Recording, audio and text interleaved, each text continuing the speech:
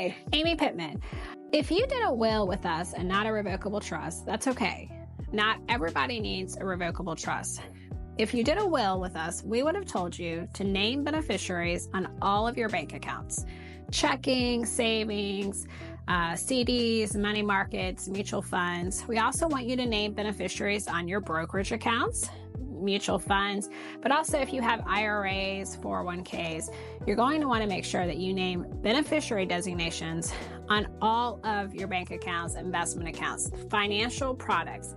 Most financial institutions will allow you to name beneficiaries, whether they call it pay on death, transfer on death, or just a regular beneficiary designation. You need to make sure that you're going to those financial institutions and saying, hey, I want to name my kids or my friend or my partner as a beneficiary on these accounts. If you do not go to those financial institutions, they're not going to have those beneficiaries named, and you will have a probate.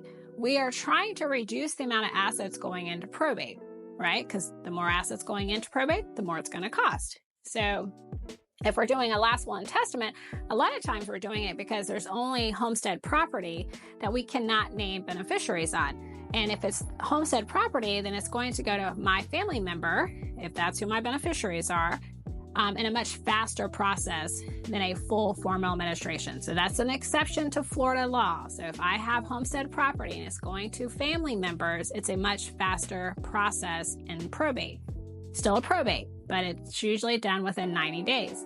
If that is the plan that we discussed with you, then we would have also told you to go to all of your banks and name beneficiaries on all of your accounts. And some financial products like IRAs, 401ks, annuities, life insurance will allow you to have a primary beneficiary. So that's our first person. But if that first person is deceased, they'll let us name a secondary, just in case you forgot to go in there and update it when that person passed away. Or maybe you're a married couple and we died at the same time.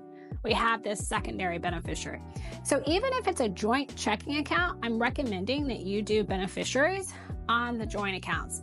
So if Josh and I, my husband and I, are traveling and we pass away at the same time, we want to make sure that our kids, Elle and Reed, are beneficiaries of that account. So if they are adults, which they're not right now, we would go into the bank and say, pay on death our two kids. We would tell the bank that, and the bank's probably going to ask for their social security number and date of birth.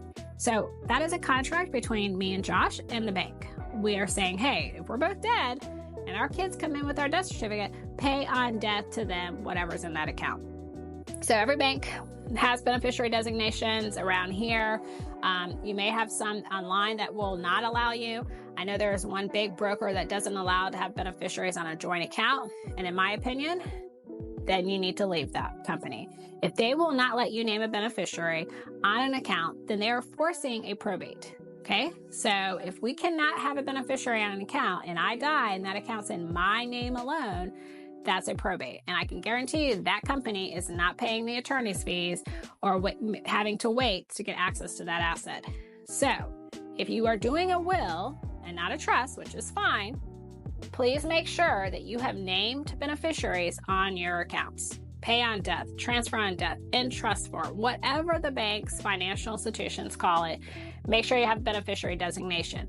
And then create a list of all your accounts, identifying where your accounts are located, how those accounts are owned, and then who you've named as the beneficiary, especially if those beneficiary designations on the accounts are not exactly the same as your will. I have plenty of clients who are naming their kids on the will because that's who's getting the house, but then they'll name their adult grandchildren on a CD, and that's fine. But we want to make sure that it shows the intent. So if something ever comes up, people realize you purposely did that. Anyway, we hope that helps, because I know a lot of times people question a couple years later after they've forgot what we talked about in the consult and then in the review appointment, which is understandable. It's a lot of information. This is why if you're doing a will, you're told to do beneficiary designations. And if your spouse dies, if you're a married couple, please let us know. We want to know if a spouse predeceases you or one of your children dies before you, someone that you've named in your will, so that we can revisit that distribution as well as who you may have named as the personal representative. Thanks. Have a great one.